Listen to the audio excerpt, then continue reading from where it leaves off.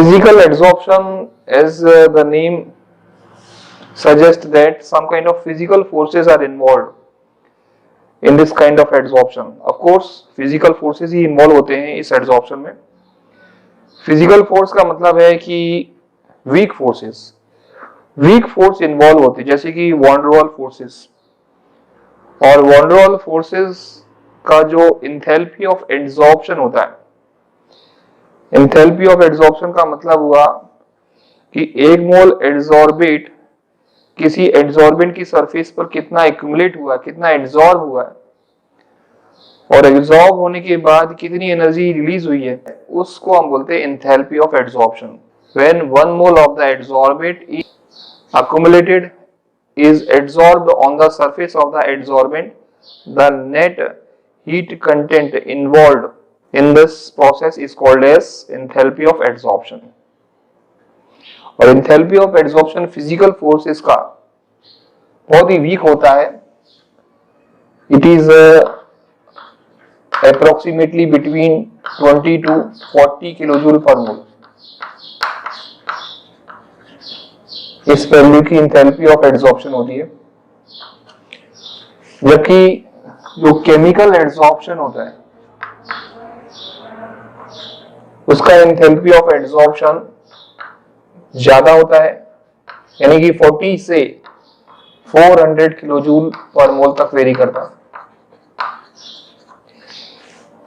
अब chemical adsorption का मतलब हुआ केमिसॉर्प्शन, और इस प्रकार से जो होने वाले एडसॉर्प्शन होते हैं उसमें हीट एनर्जी बहुत ज्यादा हाई होती है. एक्चुअल में केमिकल एडसॉर्प्शन एक प्रकार का, ऐसा मानते हैं, एक प्रकार का केमिकल बॉन्ड ही होता है, क्योंकि इसमें जो हीट एनर्जी इन्वॉल्व हो रही है, एंथैल्पी ऑफ एडसॉर्प्शन है, जो इस फिनोमेना में एंथैल्पी होती है, उसकी एंथैल्पी किसी एक केमिकल रिएक्शन से होने वाले चेंज में एंथैल्पी चेंज के बराबर होती है. किसी केमिकल रिएक्शन की एंथैल्पी और केमिकल एडसॉर्प्शन की एंथैल्पी बराबर होती है लगभग. एंथैल्पी जो होती है वो ही डिसाइड करती है कि कोई भी उसमें इन्वॉल्व जो फोर्सेस है वो वीक है या स्ट्रॉन्ग है. एक्चुअल में हमें फोर्सेस के बारे में तब पता चलता है जब केमिकल रिएक्शन में इन्वॉल्व एंथैल्पी वीक हो या हाई हो. तो एडसॉर्प्शन, एंथैल्पी ऑफ एडसॉर्प्शन जो होता है फिजिकल एडसॉर्प्शन का काफी ज्यादा लो होता है. Now the second point, physical adsorption is actually a reversible process. एक रिवर्सिबल प्रोसेस होता है ये. कारण क्या है कि वीक फोर्सेस से तो एडसॉर्बेंट की सरफेस पर एक्यूमुलेट होते हैं, और वीक फोर्सेस होते हैं तो इसलिए बड़ी आसानी से जो एडसॉर्बेंट के पार्टिकल्स है वो रिमूव भी होने लगते हैं, रिमूव भी हो सकते हैं. तो दोनों way the reaction can carry out in either of the way. ये दोनों ही डायरेक्शन में रिएक्शन प्रोसीड होती है, इसलिए हम इसको रिवर्सिबल प्रोसेस बोलते हैं. लेकिन एक बार रिएक्टेंट बन गया है और वो रिएक्टेंट हम जानते हैं रिवर्स नहीं हो सकता केमिकल चेंज में. केमिकल चेंज हमेशा कैसा होता है, परमानेंट चेंज होता है. बस वही बात है, केमिकल एडसॉर्प्शन भी कैसी होती है, इरिवर्सिबल फिनोमेना होता है. और इरिवर्सिबल, ये एक इरिवर्सिबल प्रोसेस होती है, unlike फिजिसॉर्प्शन. This involves weak van der Waals forces. Weak van der Waals forces. Weak forces होते हैं इसमें. जबकि chemical adsorption, it involves strong chemical bond. Involves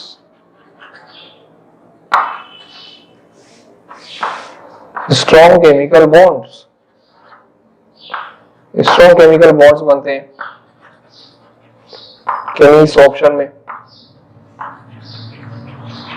तो ये स्ट्रॉन्ग फोर्सेस होते हैं केमिकल रिएक्शन के, वो इन्वॉल्व होते हैं इसमें. क्या फिजिकल एड्सॉर्प्शन किस टेम्परेचर पर हो सकता है? क्या मुझे बता सकते हैं फिजिकल एड्सॉर्प्शन किस टेम्परेचर में पॉसिबल है, विजिबल है? लो टेम्परेचर या हाई टेम्परेचर?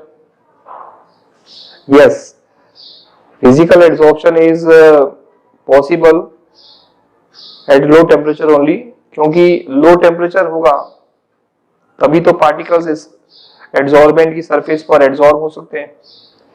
लेकिन अगर जैसे ही टेम्परेचर बढ़ाएंगे हम तो फिजिकल एड्सॉर्प्शन क्या होगा, डिक्रीज होने लगेगा। क्यों? क्योंकि जो एड्सॉर्बेट के पार्टिकल्स हैं वो एनर्जी गेन करके रिमूव होने लगेंगे, सरफेस से रिमूव होने लगेंगे, डिसऑर्प्शन चालू हो जाएगा। इसीलिए लो टेम्परेचर जो होता है ये फिजिकल एड्सॉर्प्शन के लिए फेवरेबल है।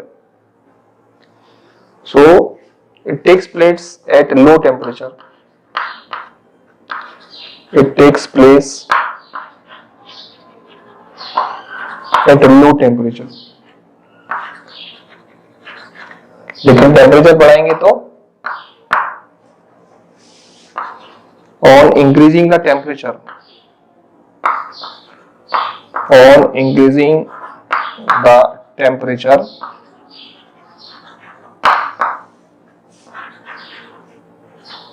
the physical adsorption decreases, the physisorption decreases। फिजिसॉर्प्शन जो फिनोमेना है वो टेम्परेचर बढ़ाने से डिक्रीज होने लगेगा। What about chemisorption? What is the influence of temperature on chemisorption? अब आप थोड़ा सा रिकॉल करिए कि केमिकल रिएक्शन जब होती है तो रिएक्टेंट को प्रोडक्ट में चेंज होने के लिए some kind of energy is required. That energy, that is actually what? Threshold energy. Threshold energy is required to change the reactants into product. Threshold energy जरूरी होती है किसी भी reactant को product में change होने के लिए, और threshold energy acquire तभी होगी जब reactants activation energy gain करेंगे, यानी कि रिएक्टेंट्स अब एक्टिवेशन एनर्जी को गेन कर लेंगे EA वैल्यू, तभी रिएक्टेंट्स जो है थ्रेशोल्ड एनर्जी को गेन कर पाते हैं। और थ्रेशोल्ड एनर्जी अगर गेन नहीं करेगा रिएक्टेंट तो प्रोडक्ट में चेंज नहीं हो पाएगा। यानी कि एक्टिवेशन एनर्जी जो होती है वो रिएक्टेंट को प्रोडक्ट में बदलने के लिए जरूरी होती है, किसी केमिकल रिएक्शन के लिए बात कर रहा हूं। तो बिल्कुल ऑब्वियसली केमिकल एड्सॉर्प्शन भी एक केमिकल चेंज ही होता है, केमिकल रिएक्शन ही होती है। और केमिसॉर्प्शन जैसे फिनोमेना में टेम्परेचर यदि हम इंक्रीज करते हैं तो स्टार्टिंग में तो रिएक्टेंट जो है वो टेम्परेचर का क्या करेंगे, यूज करेंगे in the form of activation energy, क्योंकि रिएक्टेंट को एनर्जी मिल रही है, टेम्परेचर बढ़ा रहे हो आप तो, और रिएक्टेंट जो है वो एनर्जी गेन करके प्रोडक्ट्स में बदलने लगेंगे। तो स्टार्टिंग में तो रिएक्टेंट जो है टेम्परेचर को यूज करके एक्टिवेशन एनर्जी के फॉर्म में यूज करने लगेंगे उस सारे टेम्परेचर को, और प्रोडक्ट में चेंज हो जाएंगे। The reactant will take up the heat, and that heat is taken up in the form of activation energy। मतलब रिएक्टेंट जो है उस हीट को एक्टिवेशन एनर्जी के फॉर्म में यूटिलाइज कर लेंगे और प्रोडक्ट में चेंज हो जाएंगे। और जब तक वो एक्टिवेशन एनर्जी गेन करके प्रोडक्ट में बदलते रहते हैं, जब तक बदलते रहते हैं तब तक तो टेम्परेचर आपने दिया, तब तक तो रेट ऑफ रिएक्शन भी बढ़ने लगेगी। जैसे जैसे टेम्परेचर बढ़ाएंगे वैसे वैसे रेट ऑफ रिएक्शन भी बढ़ेगी। लेकिन जैसे ही सरफेस पर एड्सॉर्बेट का पार्टिकल्स एक्यूमुलेट हो जाते हैं एड्सॉर्बेंट की सरफेस पर, और एड्सॉर्बेट जब केमिकल बॉन्ड से सरफेस पर, एड्सॉर्बेंट की सरफेस पर एडहेयर हो जाते हैं, चिपक जाते हैं, एड्सॉर्ब हो जाते हैं ऑलरेडी, और उसके बाद भी फिर हम अगर टेम्परेचर कंटिन्यू करते हैं, इंक्रीज करते रहते हैं, बढ़ाते रहते हैं, तब वो जो टेम्परेचर हम इंक्रीज कर रहे हैं उसकी वजह से जो पार्टिकल्स एड्सॉर्बेंट की सरफेस पर एड्सॉर्ब हुए हैं, जो अब वो टेम्परेचर बढ़ने की वजह से भागना शुरू हो जाते हैं। After some time the chemisorption will go on decreasing, तो केमिकल रिएक्शन की जो रेट है वो क्या होगी, डिक्रीज होने लगेगी। क्यों डिक्रीज होने लगी, क्योंकि फर्दर टेम्परेचर हमने इंक्रीज किया तो क्या हुआ, डिसऑर्प्शन चालू हो गया, और डिसऑर्प्शन चालू होने की वजह से हम ये कहते हैं कि इन case of chemical adsorption the temperature is increases with temperature. मैं लिख रहा हूं, आप समझिए। Chemisorption, the rate of chemisorption. The rate of chemisorption increases with temperature in the beginning. The rate of chemisorption increases with temperature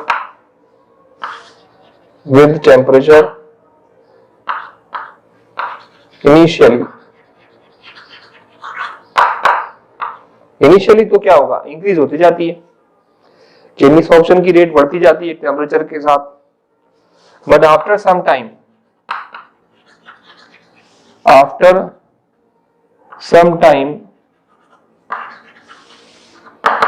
the rate of chemisorption decreases. The rate of chemissorption decreases. Chemisorption की rate decrease होने लगती है कुछ समय के बाद में।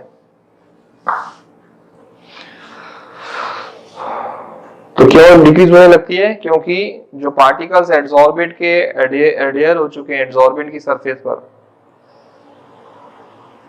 वो भागना शुरू हो जाते हैं, डिसऑर्प्शन चालू हो जाता है, क्योंकि वो टेम्परेचर गेन करके काइनेटिक एनर्जी एक्वायर करेंगे, और काइनेटिक एनर्जी एक्वायर करने के बाद जो पार्टिकल्स एड्सॉर्बेंट के एडहेयर हो चुके हैं एड्सॉर्बेंट की सरफेस पर, वो भागना शुरू हो जाते हैं, डिसऑर्प्शन चालू हो जाता है, क्योंकि वो टेम्परेचर गेन करके काइनेटिक एनर्जी एक्वायर करेंगे, और काइनेटिक एनर्जी एक्वायर करने के बाद डिसऑर्प्शन शुरू हो जाएगा, सरफेस से रिमूव होने लगेंगे, यानी केमिसॉर्प्शन की जो रेट है वो डिक्रीज होने लगेगी।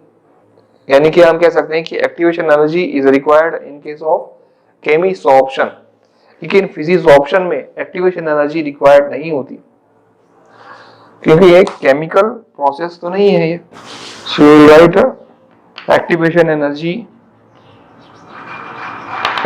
Energy not required, activation energy not required.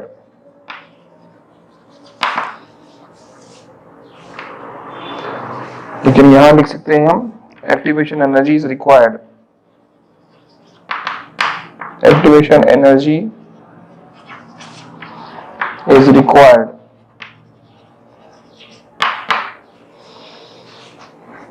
फिजिसॉर्प्शन जो प्रोसेस होता है, इसमें हम जानते हैं कि एड्सॉर्बेट की सरफेस, जो फिजिसॉर्प्शन जो फिनोमेना होता है, इसमें एड्सॉर्बेंट की सरफेस पर एक्यूमुलेट हो जाता है, और कोई केमिकल प्रोसेस से तो बाइंड अप नहीं होता, वीक फोर्सेस से ये प्रोसेस होता है, और इसी वजह से एक लेयर के ऊपर दूसरी लेयर, तीसरी लेयर चढ़ जाती है, यानी एड्सॉर्बेंट की मल्टी मॉलिक्यूलर लेयर एड्सॉर्बेंट्स की सरफेस पर बन सकती है फिजिसॉर्प्शन के द्वारा। So we will write here forms, the physisorption forms multi molecular layer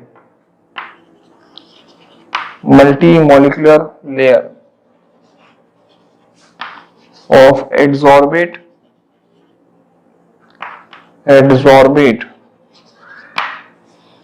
over the surface of adsorbent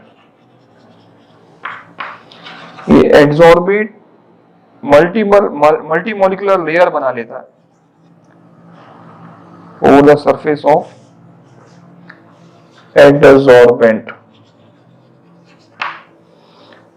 क्योंकि ये प्रोसेस वीक फोर्सेस से होती है, इसलिए multimolecular layer possible. And what about chemisorption? Chemisorption क्या मल्टीमोलिकुलर लेयर बन सकती है केमिसॉर्प्शन से?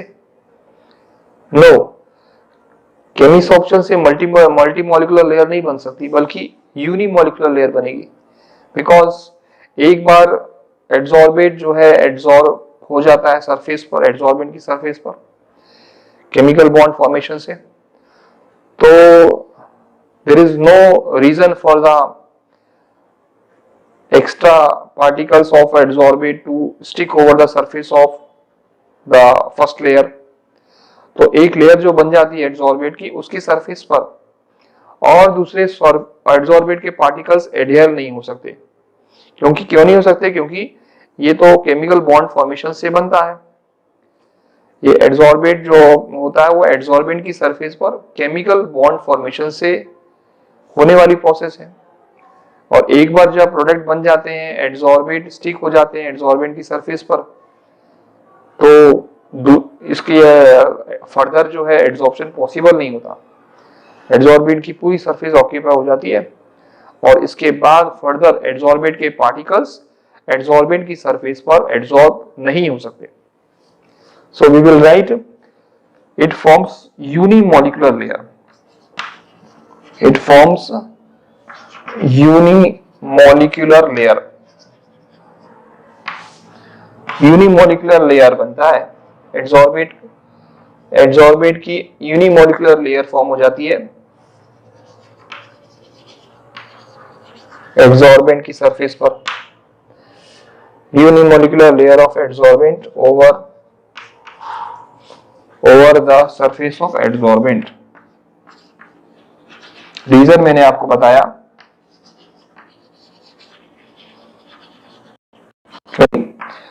Chemissorption is always is carried out with the formation of a chemical bond. Once the chemical bond is formed, there is no reason for the further adsorption. Hence, further formation of the layer is not possible in case of chemissorption. Next point पर आते हैं।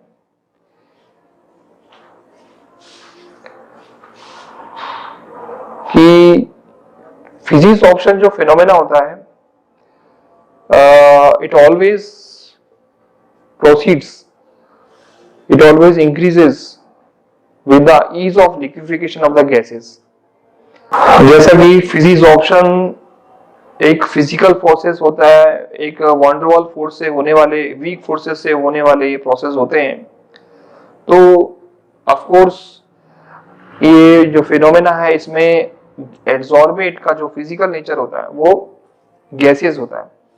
यानी कि एडसॉर्बेट कैसा होता है? Gaseous state का होता है ज्यादातर केसेस में। फिजिकल एडसॉर्प्शन उन केसेस में होता है जब एडसॉर्बेट कैसे होते हैं? गैसियस स्टेट में। अगर गैसेस इजीली लिक्विफाइबल होती है तो उस कंडीशन में फिजिकल एडसॉर्प्शन का जो रेट होता है ये हाई होता है। Physical adsorption rate increases for those gases which are easily liquefiable।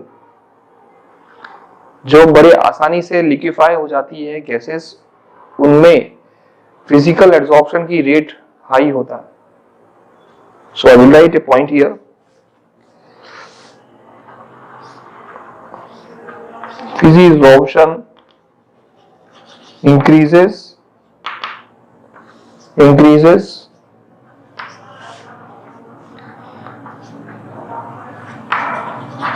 with the readily liquefiable gases। बड़े आसानी से लिक्विफाई होने वाली गैसेस के साथ फिजिसॉर्प्शन का रेट बढ़ते जाता है। with the readily liquefiable gases, जो गैसेस बड़ी आसानी से लिक्विफाई हो जाती है वो गैस एड्सॉर्बेंट की सरफेस पर एड्सॉर्ब हो जाती है आसानी से, और उस कंडीशन में फिजिसॉर्प्शन का जो रेट है, जो प्रोसेस की जो रेट है वो बढ़ती जाती है। और रेडिली लिक्विफाइबल गैसेस वो गैसेस होती हैं जिन गैसेस का मॉलिक्यूलर स्ट्रक्चर पोलर होता है, यानी कि उसमें पोलर बॉन्ड्स होते हैं। जिन मॉलिक्यूल्स के, गैस मॉलिक्यूल्स में जो मॉलिक्यूलर स्ट्रक्चर होता है उसमें पोलर बॉन्ड्स होते हैं। गैस मॉलिक्यूल्स के मॉलिक्यूलर स्ट्रक्चर में पोलर बॉन्ड्स होते हैं। और ऐसी गैसेस जिनका हाई मोलर मास होता है, तो ऐसी गैसेस इजीली लिक्विफाइबल गैसेस होती हैं। और ऐसी गैसेस का जो फिजिसॉर्प्शन है, फिजिकल एड्सॉर्प्शन है, उसका जो रेट है वो इंक्रीज होते जाता है। Rate of physisorption increases with the easily liquefiable gases. लेकिन अगर हम दूसरे साधारण गैसेस की बात करें, उन गैसेस में फिजिसॉर्प्शन इजीली नहीं होता।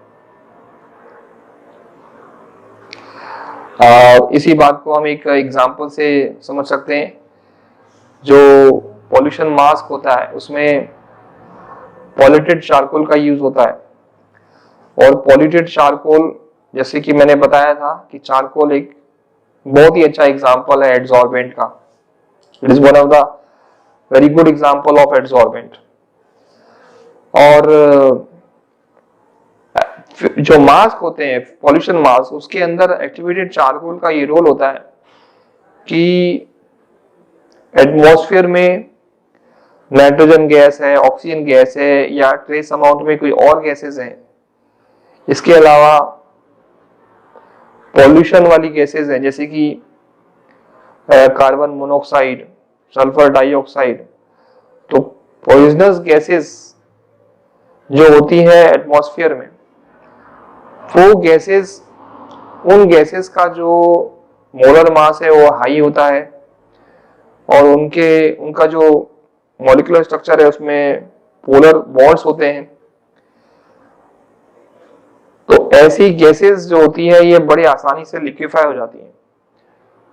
तो आसानी से लिक्विफाई होने वाली जो पॉइजनस गैसेस हैं वो बड़े आसानी से एड्सॉर्ब हो जाती है।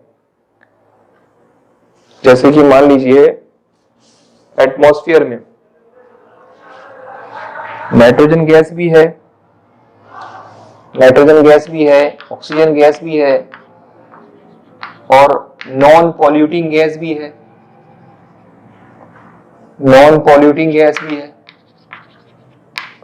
इसके अलावा पॉइजनस गैसेस भी है। तो ये सारी गैसेस फेस मास्क में रुकती नहीं है, यानी कि ये गैसेस एड्सॉर्ब नहीं होती है। चारकोल जो होता है, एक्टिवेटेड चारकोल, इन गैसेस को एड्सॉर्ब नहीं करता। क्यों नहीं करता? क्योंकि ये इजीली लिक्विफाइबल गैसेस नहीं होती है। इजीली लिक्विफाइबल गैसेस कौन सी होती है? Poisonous gases. The gases which are easily liquefiable, poisonous gases, they will be adsorbed on the surface of the pollution mask। यानी कि जो चारकोल है वो चारकोल की सरफेस पर एड्सॉर्ब हो जाता है। These gases will be adsorbed on the surface of the charcoal, and the rest of the gases, rest of the contents, it passes through the pollution mask। तो ये एक एप्लीकेशन है। This is the application of the, now talking about the chemisoption। क्या chemisoption का liquefiable gases से कोई connection है? अगर गैसेस लिक्विफाइबल हैं तो क्या chemisoption इजीली हो सकता है? No, it has no relation। chemisoption is not related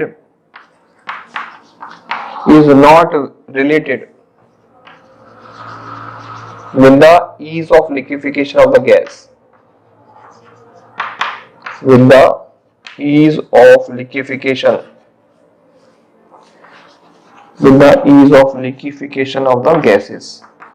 क्योंकि केमिस ऑप्शन तो केमिकल बॉन्ड से बनता है और गैसेस जो होती हैं ये वॉन डेर वाल फोर्सेस से एब्जॉर्ब होती हैं। So this is the reason.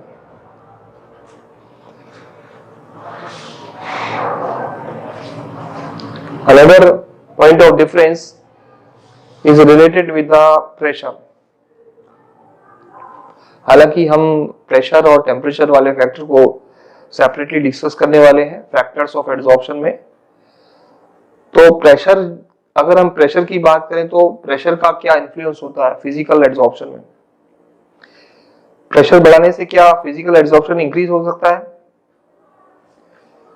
या डिक्रीज हो सकता है? What is the effect? Can you tell me? Yes, थोड़ा सा एक आप प्रेशर को इस टर्म्स में सोचिए कि प्रेशर बढ़ाते हैं तो गैस के पार्टिकल्स क्या होते हैं? नजदीक नजदीक आ जाते हैं। नजदीक आते हैं यानी कि हम क्या कर रहे हैं? प्रेशर बढ़ाने का मतलब क्या है? हम लिक्विफिकेशन बढ़ा रहे हैं, ईज ऑफ लिक्विफिकेशन बढ़ाते हैं। और जैसे जैसे हम ईज ऑफ लिक्विफिकेशन बढ़ाते जाते हैं तो हमने देखा था ईज ऑफ लिक्विफिकेशन का इफेक्ट फिजिक्स ऑप्शन में क्या होता है? फिजिक्स ऑप्शन भी बढ़ते जाता है। Physisorption increases with the readily liquefiable gases. अगर हम प्रेशर बढ़ा रहे हैं तो क्या बढ़ा रहे हैं हम? ईज ऑफ लिक्विफिकेशन बढ़ा रहे हैं। और ईज ऑफ लिक्विफिकेशन बढ़ा रहे हैं यानी कि जो फिजिक्स ऑप्शन रेट है वो भी इंक्रीज होती जाएगी। Yes, so will write on increasing pressure, on increasing the pressure,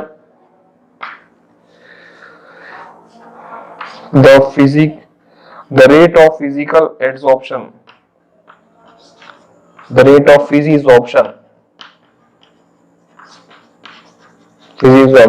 also increases। लेकिन केमिस ऑप्शन में प्रेशर का क्या इन्फ्लुएंस होता होगा? लिक्विफिकेशन से कोरिलेटेड नहीं है केमिस ऑप्शन, तो लिखेंगे on increasing the pressure the rate of chemisorption has no significance. कोई ज्यादा सिग्निफिकेंट इन्फ्लुएंस नहीं दिखेगा हमें। So we will write here not significant. Pressure बढ़ाने से कोई ज्यादा इफेक्ट पड़ने वाला नहीं है। So this is the difference